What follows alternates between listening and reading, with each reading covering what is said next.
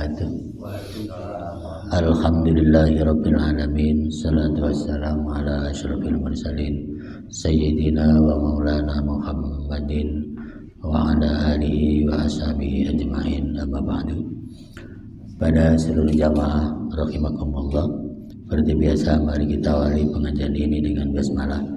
Bismillahirrahmanirrahim.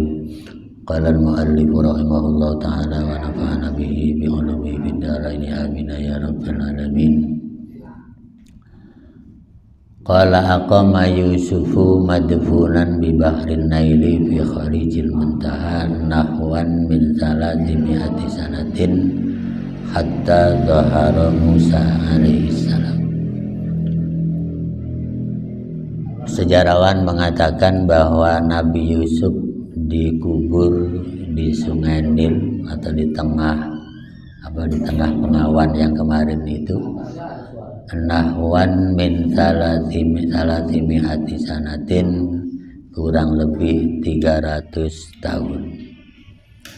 Hatta zahara Musa, sampai Nabi Musa lahir. Jadi kemarin kan keluarga Nabi Yusuf yang jumlahnya begitu banyak pindah dari Palestina Kan'an ke Mesir. Kemudian begitu mau wafat bapaknya Nabi Yusuf hijrah ke Palestina lagi sampai wafatnya. Kemudian Nabi Yusuf bilang ke saudara-saudaranya, nanti kalau saya dipanggil Allah semuanya pindah lagi ke Palestina dari Mesir. Dan ketika itu kemudian Yusuf wafat dimakamkan di sekitar Sungai Nil yang disebut Kharijul Muntaha selama 300 tahun ketika saudaranya sudah pindah ke Palestina semua. Qala Sadi lamma kharaja Musa min Misra ma'u Banu Israil. As-Sadi mengatakan ketika Nabi Musa keluar atau meninggalkan Mesir bersama dengan kaum Bani Israel, Allah memberi wahyu kepada Yusuf, kepada Musa, ayah mila mahu jusata Yusuf, supaya Nabi Musa nanti meninggalkan Mesir dengan membawa jasad Nabi Yusuf yang dikubur di pinggir Sungai Nil. Ya, qala Musa, kemudian Nabi Musa mengatakan, ya Rabbi, wahai Tuhanku, wa man yadri aina justatu Yusuf. Wahai Allah, siapa yang tahu di mana makamnya Yusuf sehingga kami bisa membawa jasadnya Yusuf. Allah, kemudian Allah memberikan wahyu dengan bahasa inna ajuzan kabiratan. Sungguhnya nanti ada orang yang ajuz, lanjut usia dan sudah tua sekali. Qad dhahaba basaruha, matanya sudah buta, ya telinganya sudah dungu. Sarih, namanya Sarih. Wahia bintu Ashir bin Yakub. Sarih adalah putri dari Ashir putra Nabi Yakub. Jadi ketika Nabi Yusuf sudah wafat, itu kan saudaranya dibilang suruh hijrah dari Mesir ke Palestina lagi. Kemarin mereka ada di Mesir selama 40 tahun kemarin, itu sejarahnya. Setelah itu Nabi Yusuf bilang, nanti kalau saya sudah dipanggil Allah pindah lagi ke Palestina lagi, karena Mesir akan diisi golongan Fir'aun yang disebut kerajaan Ramses. Jadi kerajaan Fir'aun itu terjadi setelah Nabi Yusuf. Jadi sebelum Yusuf belum ada kerajaan Fir'aun itu yang disebut kerajaan Ramses sekarang. Nah begitu mereka udah pindah ke Palestina semua, lah Yusuf tadi itu kan wafatnya di Mesir, kemudian dimakamkan di pinggir Sungai Nil, tepatnya yang tadi itu disebut Khalij al-Muntaha. Nah ketika itu terus berlangsung sampai lahir Nabi Musa di Mesir. Nah kelahiran Nabi Musa di Mesir itu disebutnya daerah Kipti. Dia disebutnya Kipti dulu. Kalau sekarang disebutnya Koptik di Mesirnya. Jadi Kipti itu sekarang di Mesirnya disebutnya Koptik. Maka orang Kristen Mesir itu disebut Kristen Koptik karena dari Kipti itu. Beda dengan Kristen yang ada di Palestina disebut dengan Nasrani, bukan Koptik, tapi agamanya sama isinya. Ya sama aja di Indonesia juga orang Kristen namanya beda-beda kan ya. Ada Kristen ini, Kristen itu segala macam, sama aja ada cabangnya, ada sektenya. Nah di sini ketika itu berlanjut 300 tahun setelah Nabi Yusuf, lahirlah Nabi Musa di Mesir. Ketika Nabi Musa sudah lahir di Mesir, kemudian Nabi Musa pun mendapatkan tantangan dari Fir'aun karena dia sudah ada di bawah kekuasaan golongan Fir'aun. Nah, zaman Nabi Musa, Fir'aun atau golongan Fir'aun atau kita sebut dinasti Fir'aun itu sudah keempat. Jadi keempat generasi. Jadi Nabi Yusuf pergi, Fir'aun pertama, Fir'aun kedua, Fir'aun ketiga, Fir'aun keempatnya zaman Nabi Musa alaihissalam.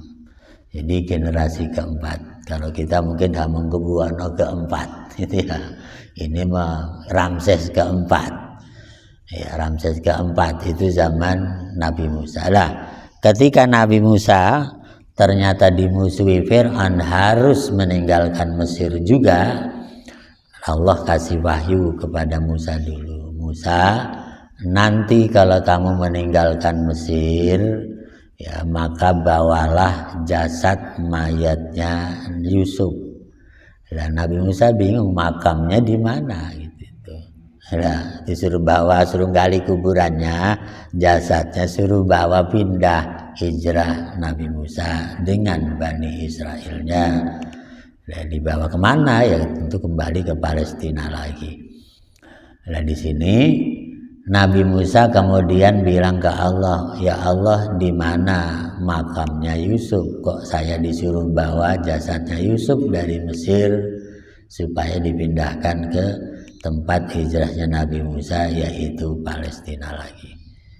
Kemudian Allah kasih tahu kepada Musa, Musa kalau pengen tahu nanti ada di sana orang yang sudah tua renta, perempuan namanya Sarih. Ya, kalau kita mah jarang laki-laki namanya Sarih. Ini apa perempuan namanya Sarih? Sarih biasanya laki-laki, ini perempuan. Ada perempuan tua Musa nanti namanya Sarih. Dia itu anaknya Asir, Asir anaknya Nabi Yakub. Gitu namanya Sarih.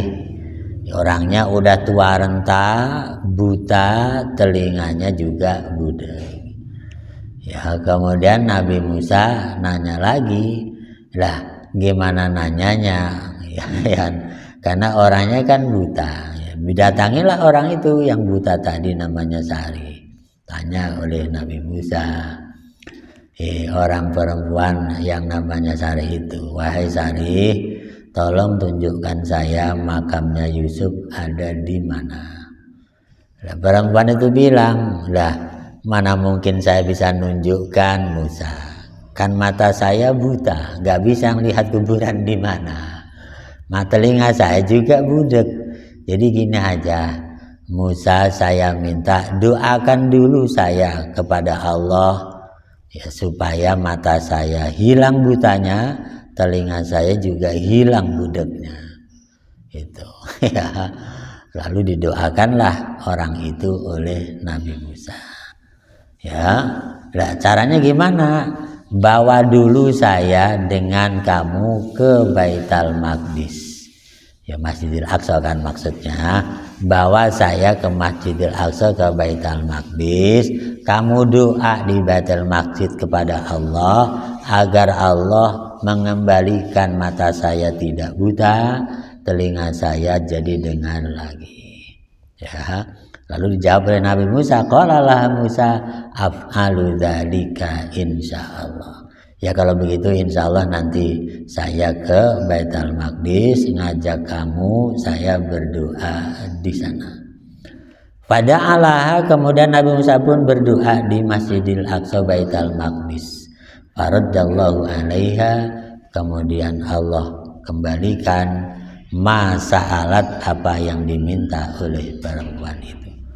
Akhirnya matanya bisa melihat, telinganya bisa dengar. Fadalathu alal makan alladzi fihi jussatu Yusuf.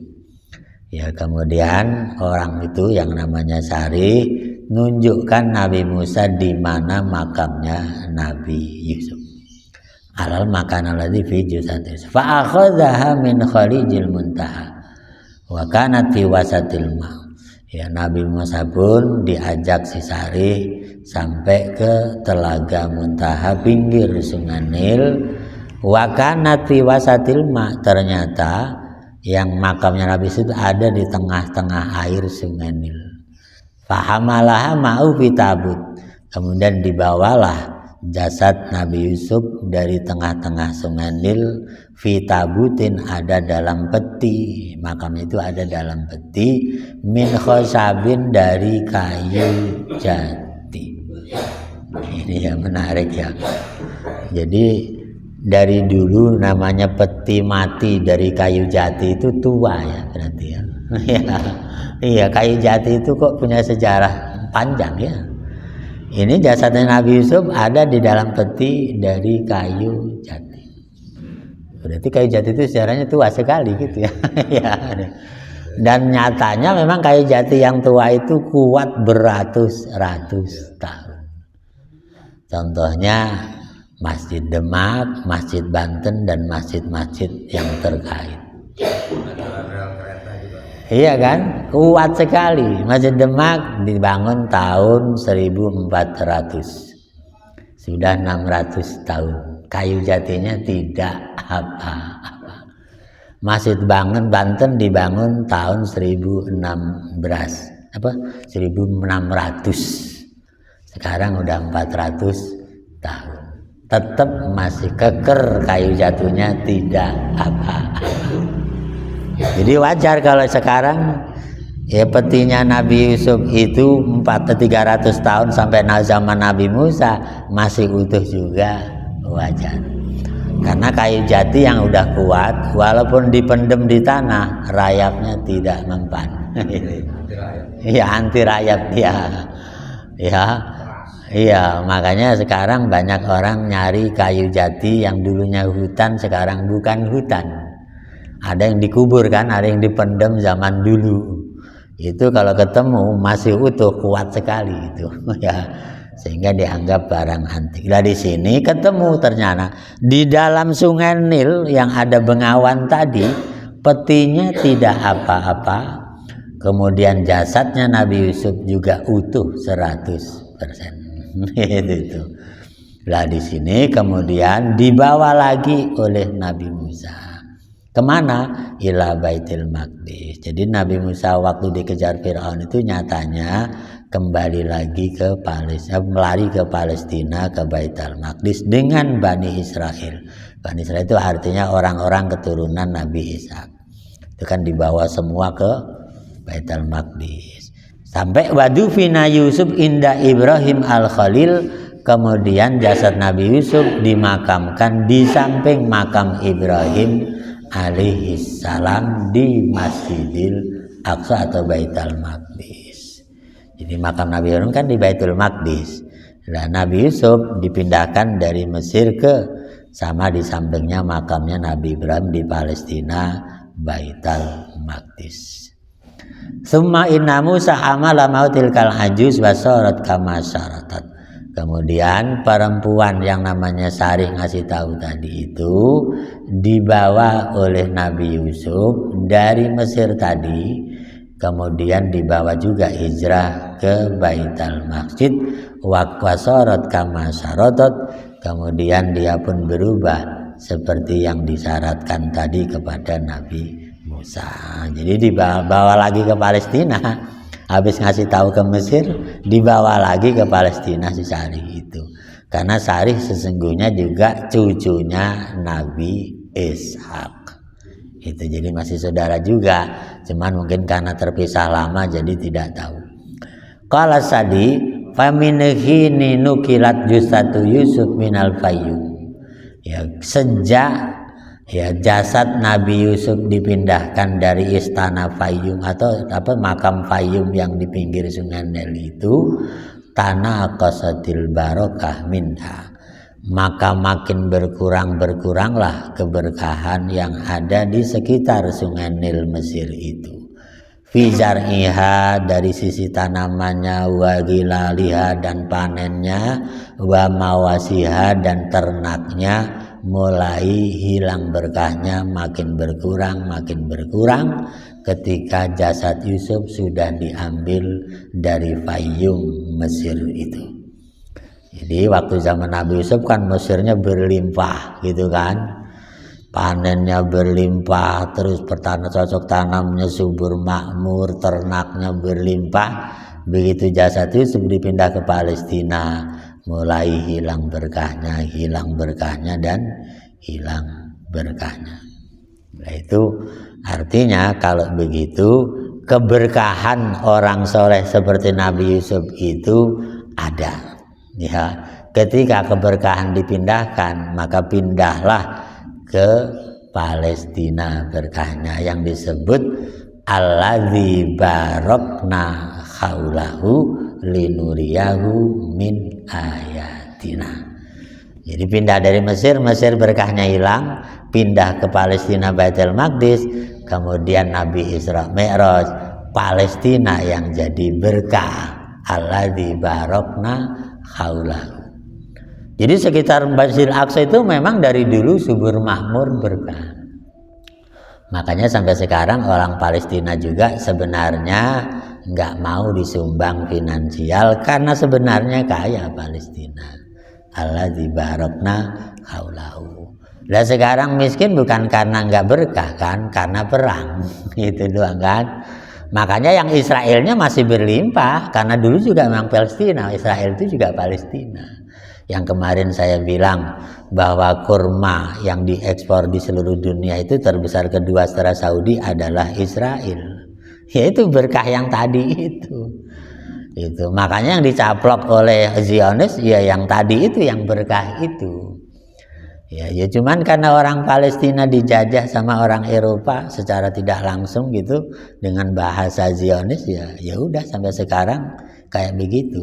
Jangan-jangan kemarin kita makan kurma imporan dari Israel gitu kan.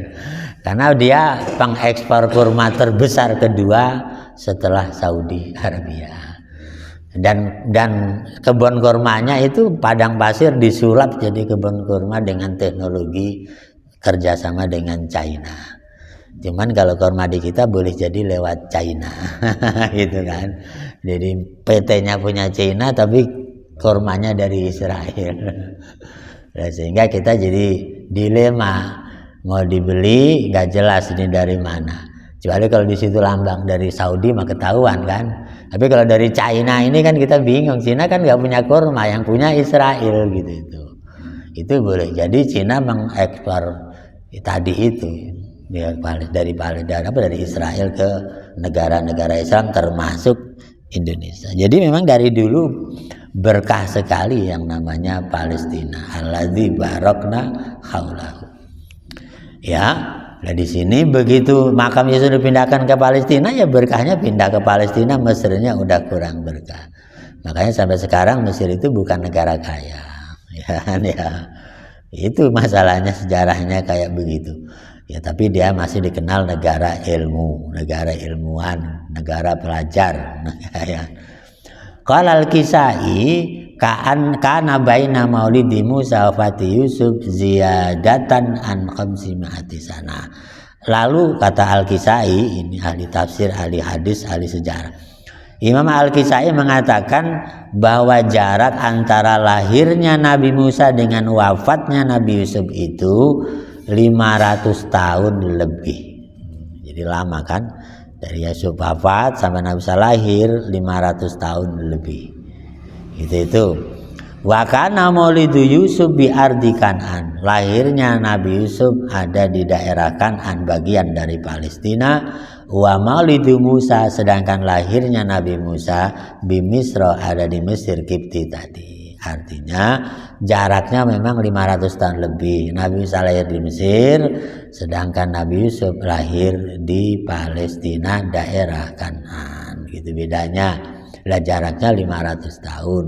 Ya cuman nasabnya dari Nabi Yusuf semuanya dibawa ke Palestina, diboyong dari Mesir. Yang tadinya ketika paceklik di Palestina dibawa ke Mesir. Setelah di Mesir 40 tahun menikmati kekayaan di Mesir, Yusuf jadi raja. Yusuf mau wafat, balik lagi ke Palestina lagi dengan anak cucunya, lalu berkahnya pindah ke Palestina.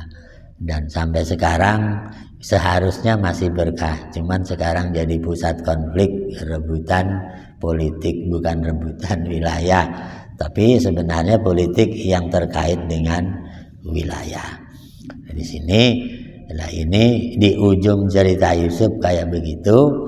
Jadi kalau kita lihat sejarah Nabi Yusuf itu di sini paling panjang pembahasannya karena keluarganya ikut dibahas. Ya, di samping juga perjalanan Yusuf. Ya, cuman ya kembali lagi kemarin Yusuf itu dikasih nama Yusuf sesuai dengan sejarahnya. Jadi Yusuf itu kalau bahasa Arab Yusuf itu kan wawunya bisa diganti dengan hamzah. Yusuf bisa Yusuf gitu kan ya. Hamzahnya boleh diganti wawu lagi jadi Yusuf. Tapi wawunya bisa diganti dengan hamzah Yusuf. Sama juga mukmin. Mukmin bisa diganti hamzahnya jadi wawu mumin. Tapi wawunya bisa diganti lagi dengan hamzah mukmin gitu kan ya. Makanya kalau kita baca tajwid itu kan innamal mu'minuna boleh, innamal mu'minuna juga boleh gitu kan ya. Yusuf juga sama. Idz qala Yusufu boleh dibaca idz qala Yusufu gitu kan ya. Itu bahasa Arab. Lah, Yusuf atau Yusuf berasal dari kata dasar asafa ya'safu. Apa asafa ya'safu? Artinya bahasa kita sial. Ya. Yusuf artinya orang yang dicipta jadi orang yang bernasib sering sial, apes. Kalau orang Jawa nyebut nelongso, orang Sunda nyebut nelangsa. Ini Pak Guru ya, nelangsa bukan ya? Lah Yusuf itu artinya nelangsa. Ya, kok ada orang seneng ngasih nama Yusuf pengen nelangsa atau pengen gantengnya, lah itu terserah. Ya, kalau dari Yusufnya artinya nelangsa. Kalau sejarah wajahnya paling ganteng. Lah sekarang terserah dikasih nama Yusuf biar ganteng kayak Yusuf atau biar perjalanannya panjang liku-liku banyak sialnya. Lah itu terserah orangnya. Ya karena kan kalau orang ngasih nama kan biasanya bahasa Arabnya tafaul, pengen sama dengan yang sejarahnya. Lah sejarah Yusuf gantengnya bener gitu loh. Tapi liku-liku jalan hidupnya, waduh pahitnya Masya Allah. Kecil saudaranya iri jeburin semur. Ayo liku-likunya kan itulah Yusuf, namanya sial ya. Nah, iya kan sial. Udah begitu menjebur sumur, diisukan lagi bikin isu katanya dimakan serigala. Ya kan ya. Setelah itu ditimba sama pedagang Mesir kemarin kan, namanya Walid itu ya itu. Lah si Walidnya nimba, begitu nimba lagi haus malah dapat Yusuf. Udah begitu dijual lagi ke pasar Mesir. Ya orang dijual, trafficking sekarang nyebutnya trafficking bukan? Iya, artinya dikasih nama Yusuf pengen dijual kayak Yusuf apa enggak? Lah ini jadi masalah lagi. Iya kan gitu itu. Lah setelah itu dijual dibeli sama raja. Ya kan perdana menteri Kitfir. Udah dijadikan anak angkat perdana menteri Kitfir, lah dituduh lagi selingkuh sama istri perdana menteri. Waduh udah sial lagi itulah Yusuf, maknanya begitu gitu itu. Ya itu kan. Ya, lah itu sejarahnya, artinya ketiban pulung lagi sejarahnya. Nggak salah jadi kambing hitam terus. Lah itu Yusuf itu maknanya orang yang serba sial, serba sengsara, serba tadi itu nelangsa. Itu makna dari kata Yusuf. Cuman orang hamil dibacakan surat Yusuf, kira-kira maknanya yang Yusufnya apa yang gantengnya? Ini yang kita tanyakan. Kayaknya pilih gantengnya. Tapi jangan gantengnya doang, karena gantengnya jadi fitnah bagi Zulaikha. Artinya ganteng yang banyak orang jatuh cinta malah bingung sendiri. Itu loh. Ganteng banyak ujian malah bingung sendiri gitu tuh. Nah itulah kata Yusuf itu sendiri kalau diambil makna Yusufnya. Ya karena Yusuf kan anaknya Nabi Yakub. Lah Yakub juga sama. Yakub disebut Yakub karena dia lahir belakangan, padahal harusnya lahir duluan. Karena punya saudara kembar kemarin namanya Is. Ya kan? Jadi Nabi Ishak itu ya ketika punya istri itu kan begitu hamil lahir kembar kan, kembar. Jadi di dalam perutnya itu isinya 2. Nah itu ketika masih mau lahir itu anak 2 di dalam perut ini itu kan ada yang istilahnya saudara tua lahir duluan, ada yang lahir belakangan gitu kan. Nah itu rupanya yang tua itu seharusnya Yakub yang lahir duluan, yang kemudian yang kembarannya namanya Is. Nah itu ketika masih di perutnya itu didengerin sama Nabi Ishak kan, tuh anakmu kata istrinya, 2 itu isinya. Yang di dalam itu yang adiknya ngomong begini, awas kalau kamu lahir duluan nanti saya bunuh. Itu di perut udah ngomong begitu. Diancam sama saudara kembarnya itu.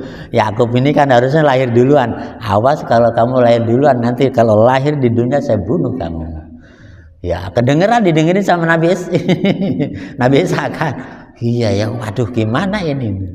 Akhirnya ya udah, akhirnya yang lahir duluan yang adiknya, bukan Yakub itu. Ya Ais itu namanya Aisun. Aisun dari kata maksiat kan. Maksiat itu artinya harusnya lahir belakangan, lahir duluan, nabrak duluan ya. Makanya begitu lahir, yang lahir duluan dikasih nama Is sama Nabi Ishak, yang lahir belakangan dikasih nama Yakub. Yakub itu artinya menyusul. Yakub itu artinya menyusul. Ya. Padahal harusnya duluan. Ini adiknya duluan. Kenapa dikasih nama Is? Karena dia melanggar. Harusnya adiknya lahir belakangan duluan. Karena di perut sudah ngancam. Kalau abang lahir duluan, saya bunuh kata adiknya. Gitu. Lah itu sejarahnya. Makanya begitu sudah lahir Nabi Ishaknya bingung, ya kan? Dipisahlah antara Is dengan Yakub. Gitu kan ya. Dipisah karena berantem terus kan kakak beradik tadi dengan Yakub itu. Ya adiknya yang galakan kan, yang Is ini yang galakan gitu itu. Galak aja, akhirnya ya cemburu akhirnya sama. Ya. Lah Yakubnya punya anak Yusuf itu kan. Yusufnya liku-liku lagi. Bapaknya masih di perut diancam saudara kandung gitu. Itu punya anak Yusuf, pas punya anak Yusuf kan kemarin sejarahnya Yusuf lahir di Palestina, pas Nabi Yakubnya sedang kunjung di Syria, Damaskus, gitu kan. Begitu lagi ke Syria, kedengaran anaknya lahir, balik lagi ke Palestina dari Syria gitu kan. Kan gitu itu kan kemarin ya gitu itu. Yusuf lahir nggak ketahuan sama bapaknya karena bapaknya lagi di Sam, sekarang namanya Syria. Gitu kan. Buru-buru pulang, pas lihat anaknya, ya Allah ganteng banget anak saya. Gitu kan. Jadi Yusuf juga lahir nggak diketahui ayahnya karena lagi keluar dakwah ke Syria, Damaskus. Gitu itu. Jadi itu sejarah. Jadi nama sama dengan sejarahnya. Itu kan. Ya, sama kan nabi-nabi juga sama sebelumnya kayak begitu kemarin namanya. Dikasih nama Nuh. Nuh dari kata naha ya nuhu niyahatan. Niyahah itu artinya meratap gitu kan. Dikasih nama Nuh karena sepanjang hidupnya isinya banyak meratap. Itu. Ya Nabi Nuh kan banyak meratap, bukan sesuai dengan namanya Nuhun artinya ratapan. Nah ini kalau ada orang dikasih nama Nuh, dari hebatnya Nabi Nuh apa dari ratapan Nabi Nuh? Lah di sini ini masalah kan. Ya kan? Apa dari hebatnya Adam kedua gitu. Nabi Nuh kan disebutnya Adam kedua kan ya. Ya karena dunianya kosong lagi kena banjir kan. Kosong lagi soalnya Nabi Nuh itu Nabi Adam baru gitu loh. Dari yang ada Adam, begitu zaman Nabi Nuh banjirnya sejagat, tinggal seperahu gitu kan. Nabi Nuh turun ngisi dunia kosong lagi, sehingga disebut Adam kedua, gitu kan ya. Tapi nyatanya sejarahnya di Al-Quran itu kaumnya Nabi Nuh setelah banjirnya Asad, Nabi Nuh turun di Mekah itu, ya kan? Itu Nabi Nuh turun itu ternyata yang tadi naik perahu ngelawan lagi ke Nabi Nuh. Yang tadi selamat dari perahu itu ngelawan Nabi Nuh lagi gitu itu. Begitu tentang Nabi Nuh lagi dibinasakan oleh Allah, tinggal Nabi Nuh dengan keluarganya. Gitu itu. Di Al-Qur'annya sejarahnya begitu. Ya berarti yang sisanya tinggal Nabi Nuh sama anak-anak cucunya yang di perahunya dibinasakan lagi karena nentang Nabi Nuh. Gitu itu. Cuman Nabi Nuh kan kemudian dianggap Adam kedua karena orangnya habis, tinggal dia dengan anak cucunya. Lah Nabi Nuh punya anak 3, Sam yang pertama, Ham yang kedua, Yafith yang ketiga. Kemudian Sam kata Nabi Nuh dari Mekah suruh ke barat. Maka orang Eropa anak cucunya Sam. Ya ada. Itu. Kemudian Ham ada di tengah-tengah, yaitu Afrika, Arab dan segala macam. Kemudian Yafith suruh ke timur, berarti kita ini turunan Yafith. Karena kita ada di timur kan. Jadi kita ini berarti turunan yang Yafith, anak ketiga. Eropa disebut Paman Sam ya. Nah, kalau orang Eropa nyebut negeri Paman Sam, memang Nabi Nuh nyuruhnya ke barat dari Mekah itu setelah kandas. Ya kan, Sam itu. Maka orang barat nyebut negeri Paman Sam. Ya orang sekarang ngaku negeri apa cuman Amerika, padahal Amerika itu kan keturunan Inggris. Ya kan, harusnya ngomong negeri Paman Sam Inggris dong bapaknya, ya kan ya. Harusnya bukan Amerika, karena zaman Nabi belum ada Amerika, boro-boro Inggris juga belum ada. Ya kan ya. Zaman Imam Syafi'i aja belum ada Inggris ya Pak Guru ya. Iya, zaman Imam Syafi'i aja belum ada Inggris itu belum ada. Ya. Makanya kalau Imam Syafi'i dianggap sastrawan paling hebat zaman itu, ternyata Inggrisnya aja belum ada. Berarti belum ada baca Inggris. Bahasa Inggrisnya belum ada, Inggrisnya aja belum ada. Ya kan? Yang ada itu waktu itu bahasa yang paling top bahasa Persia. Ya kan? Bahasa yang paling top bahasa Persia. Lah Imam Syafi'i udah jago bahasa Persia. Itu. Bahasa Urdu, Persia segala. Jadi Imam Syafi'i sudah menguasai bahasa seluruh dunia. Ya tentu Inggris belum ada, Prancis belum ada gitu loh. Jadi zaman itu dah. Ini sejarah masa lalu. Jadi kalau kita cerita Nabi Yusuf, otomatis Nabi Yakub, Is dan seterusnya. Nah itulah ternyata Nabi Yusuf kemarin kan nikah dengan Zulaikha setelah berpisah 40 tahun. Setelah Zulaikha jadi kurus, tua, ya udah buta segala macam, ya kan? Begitu sudah jadi raja malah Allah kasih wahyu, kamu nikah sama Zulaikha. Ya Allah, di Zulaikhanya juga nggak ada, kemana ada, udah buta. Ya kan ya. Ya itulah sejarahnya. Tapi begitu Allah nyuruh nikah ya dirubah lagi jadi muda lagi sama Allah Zulaikhanya. Yang tadinya jelek jadi cantik lagi. Ya kemudian dinikahlah sama Nabi Yusuf kan gitu itu. Begitu dinikah sama Nabi Yusuf, ya alhamdulillah 40 tahun menikah dengan Zulaikha, kemudian punya anak 2 ya. Anak 2, satu namanya Ibrahim, yang kedua namanya Maisa. Ya kan? Tapi kerajaan Pajajaran Siliwangi juga ada cucunya namanya Maisa ya. Iya ada yang Maisa ya. Cucunya Prabu Siliwangi ada yang namanya Maisa ya. Yang ke Cirebon itu ya namanya Maisa. Ya ini Maisa. Jadi Nabi Yusuf punya anak dari Zulaikha itu 2, satu Ibrahim, 2 Maisa. Itu. Jadi kayaknya anaknya Nabi Yusuf jarang ditiru orang ya. Ada nggak orang namanya Ibrahim? Ada nggak orang namanya Ibrahim? Nggak ada ya. Kalau Maisa ada, yang tadi itu saya bilang cucunya Prabu Siliwangi ya, namanya Maisa ya. Tapi kalau yang Ibrahimnya ini belum ada. Jadi yang dipakai namanya Yusufnya doang. Anaknya Nabi Yusuf nggak ada yang pakai ya, Ibrahim sama Maisa. Ya kan ya. Itu ini masih Ibrahim kan bahasa Arab berasal dari bahasa Persia. Gitu itu. Ini sejarah masa lalu. Jadi yang jelas di sini kita baca sejarah bukan sekedar sejarah, yang kita ambil adalah kesuksesan mereka menjalani sejarah hidup dengan iman yang benar. Karena ketika Nabi Yusuf udah jadi raja, Nabi Yakub bapaknya dibawa lagi ke Mesir, itu kan Nabi Yakub nanya, "Nak, kamu sudah jadi raja begini, sebenarnya abah enggak nanya rajanya, cuma nanya kamu agamanya masih muslim apa tidak." Cuman gitu doang. Jadi Nabi Yusuf udah jadi raja itu ditanya bapaknya bukan hebat suksesnya, enggak, agamamu agama apa nak gitu. Atau agama saya masih masih ikut agama kakek kita Nabi Ibrahim. Ya sudah, itu aja abah yang bikin puas.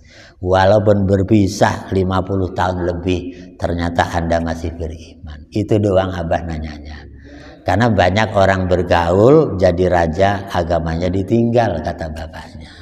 Ya, artinya sejarah itulah yang kita pegang dari Nabi Yusuf. Bahwa ketika kita berpisah dengan anak enggak ada masalah, yang penting agamanya masih muslim, akidahnya tetap enggak berubah. Itu. Jadi yang ditanya itu orang tua itu ambil sejarahnya ke situ. Silakan. Makanya kalau orang sekarang ngomong, "Nah, sudah kamu sarjana, terserah mau kerja di Amerika, mau di Jerman, mau di mana, abah mau cuman pesan, yang penting sholat jangan ditinggal." Gitu kan ya orang sekarang. Ya sama dengan Nabi Yakub. Yusuf udah jadi raja nggak ditanya jadi rajanya, "Agamamu apa nak? Kok semewah ini?" Ya tuh sama bah, masih kayak abah ngikutin kakek kita Nabi Ibrahim. Gitu. Ya sudah, kalau begitu abah bangga. Walaupun berpisah lama, akidah tetap tidak berubah. Gitu kan ya. Karena sekarang banyak yang berubah itu, gitu kan ya. Banyak yang berubah. Kakeknya ulama besar, cucunya tukang mabuk. Sekarang banyak, Pak. Itu kan ya. Dulu pahlawan, anaknya boro-boro pahlawan, injak-injak pahlawan kadang-kadang. Itu kan. Iya banyak sekarang. Dulunya bapaknya ketua masjid, anaknya sekarang bos narkoba. Zaman sekarang. Jadi sejarah Nabi Yusuf tadi perlu diambil. Bertahun-tahun, puluhan tahun tetap akidah tidak berubah.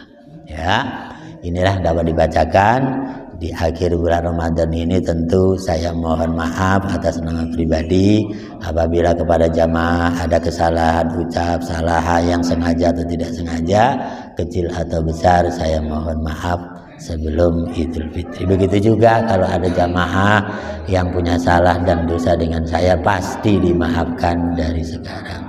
Terima kasih dan mohon maaf. Assalamualaikum warahmatullahi wabarakatuh.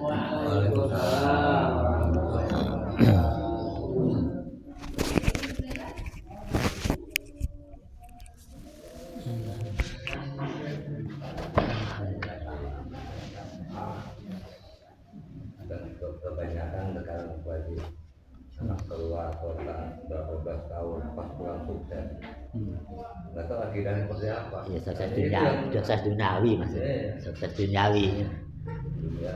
Iya.